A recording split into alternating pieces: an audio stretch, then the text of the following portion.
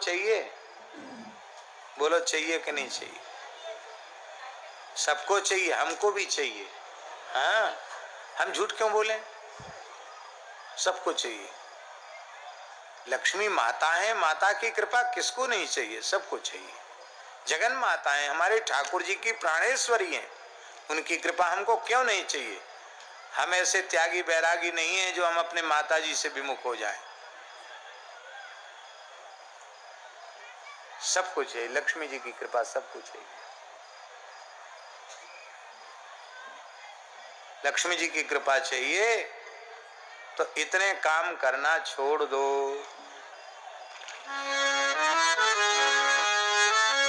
लिखने योग्य श्लोक है। कुचैलिनम दंतमलोपधारिणम बह्वासिनम निष्ठुरभाषिणं च सूर्योदये चास्तमिते शयानम् विमुञ्चति श्रीर् यदि चक्रपाणि।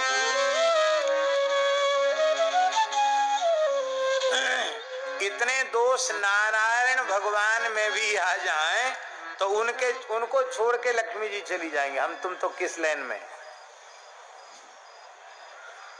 कुचैलिनम, जो सदा अपवित्र वस्त्र धारण करके रहते हैं, उनको लक्ष्मी। गंदे कपड़े नहीं पहनना चाहिए, मैले कपड़े मत पहनो, गंदे कपड़े मत पहनो, साफ स्वच्छ पवित्र वस्त्र धारण करो। बुरा नहीं मानना, भारतीय वेशभूषा पवित्र है और पाश्चात्य वेशभूषा अपवित्र है। ये कपड़े न रोज रोज धुलते हैं न रोज रोज सूखते हैं। ये हम लोग जो पहनते हैं, महाराज जी पहने, रोज स्नान करो, रोज धो दो, अचरा लंगोटी धो दो, सुखा दो, दूसरे दिन पहन लो।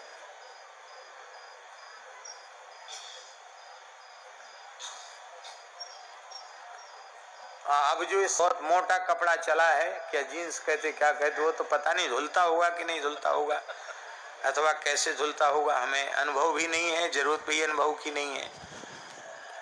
उसको भी लोगों ने फाड़ के पहनने का फैशन शुरू कर दिया। पहले तो हम सोचते थे शायद कहीं कुछ लग गया होगा, फट गया, तो किसी से हमने पूछा, कहीं नहीं, फट नहीं गया।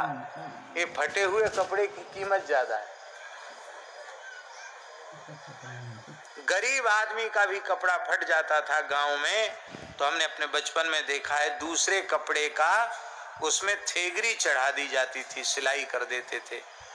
और उनको बेचारों को, गरीबों को संकोच नहीं होता था, भैया हम गरीब हैं, फटा कपड़ा नहीं पहनते, दूसरे कपड़े की थेगरी हमने चढ़ा दी। अब अमीर लोग फटा कपड़ा पहन रहे हैं। भैया ये ऊट पटांग वेशभूषा मत धारण करो।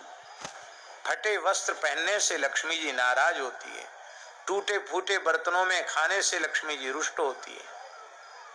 कुचैलिनम दंतमलोपधारिणम, जो दांतों पर मल धारण करते हैं। दांतों पर मल कैसे धारण होगा? तमाकू खाओगे, खूब पान खाओगे, दिन भर बकरिया जैसा मुंह चबाते रहोगे, कुछ ना कुछ मुंह में गुटखा फुटका जाने क्या क्या उटपटांग चीजें मुंह में डाल के रखोगे, तो दांत गंदे रहेंगे, खराब दांत रहेंगे। दंत मलोपधारिणम, वेद में लिखा है शास्त्री, शुक्ल दंता ब्राह्मणा। शुक्ल दंता, जो निर्व्यसन होगा वही शुक्ल दंत होगा। जो व्यसन युक्त होगा वो शुक्ल दंत नहीं हो सकता। साधक को निर्व्यसन होना चाहिए।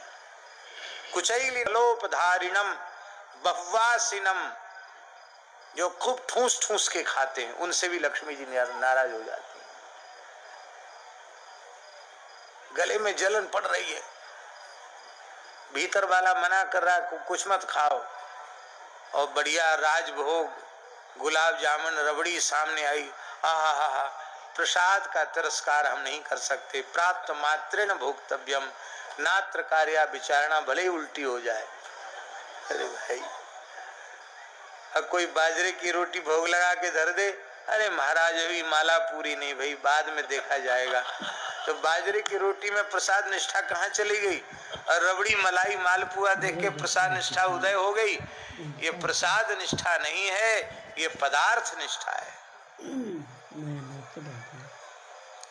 ठूस ठूस के नहीं खाना, जितना आवश्यक है शरीर के व्यवहार के लिए खाना उतना खाना, उससे अधिक नहीं खाना। कुचैलिनम दंतमलोपधारिणम बहुवासिनम निष्ठुर भाषिणं च। बहुत से लोगों का स्वभाव होता है, वो बोलते ही ऐसे हैं कि बस मानो मीठा बोलना जानते नहीं, कड़वा ही बोलते हैं। बुझते किसी का स्वभाव होता है टेढ़ी बेड़ी बात करने का, अब बोलेंगे तो व्यंग में ही बोलेंगे। कठोर वाणी नहीं होनी चाहिए, निष्ठुर वाणी नहीं होनी चाहिए। वाणी ऐसी बोलिए मन का आपा खोए, औरन को शीतल करे आप ही शीतल होए। बातन हाथी पाइए बातन हाथी पांव, इसलिए मृदुभाषी बनो, कटुभाषी मत बनो। मृदुभाषी से लक्ष्मी जी। सूर्योदय और सूर्यास्त के समय जो शयन करता है, ऐसा काम यदि नारायण भगवान करें तो लक्ष्मी जी छोड़ के चली जाएंगी। सूर्योदय सूर्यास्त के समय बिल्कुल नहीं सोना चाहिए। ध्यान से सुनो, बीमार आदमी को भी सूर्योदय के समय सो रहा तो उठा के बिठा दो, महाराज जी कहते थे, बीमारी अपने आप कम होने लग जाएगी। सूर्यास्त हो रहा है, बीमार व्यक्ति होश में है, उसको उठा के बिठा दो, भैया सूर्यास्त हो रहा है, बैठ जाओ, टिक कर बैठ जाओ, अभी लेटो मत, पैर मत फैलाओ, संध्या का समय है।